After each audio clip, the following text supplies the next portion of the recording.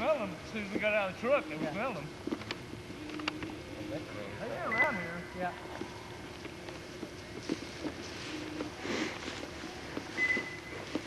That thing go off by itself or?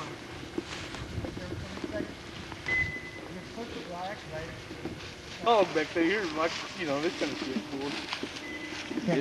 Shoot this big fat one here we're having for dinner. This one-eyed black fine hound here. You go in that chili pot. Yeah, I bet they'll quail's pretty smart on here. I bet they get back in the woods quick. Where do you want to run that little, down that strip? What do you think? Yeah, I think we can. You want to go farther? I think we can go.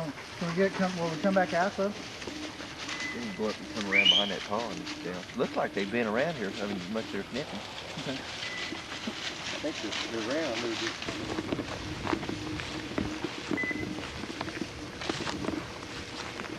Johnny said the never so big this year up in Texas. He lost that so round dog fly. The whole point. He said, you know, when he's out, it's, you know, like he's running.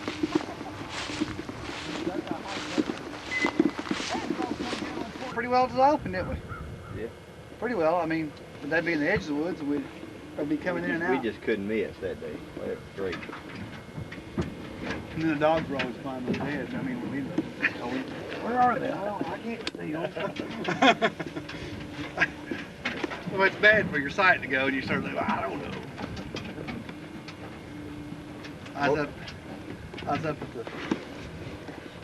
at the country club. They had a class reunion thing, and it was 73s or 72s with the Large Miller and Melissa Smith on them. Roper was there. Yeah. But I thought I was hard to hear, and he can't hear either. I thought, What's he doing?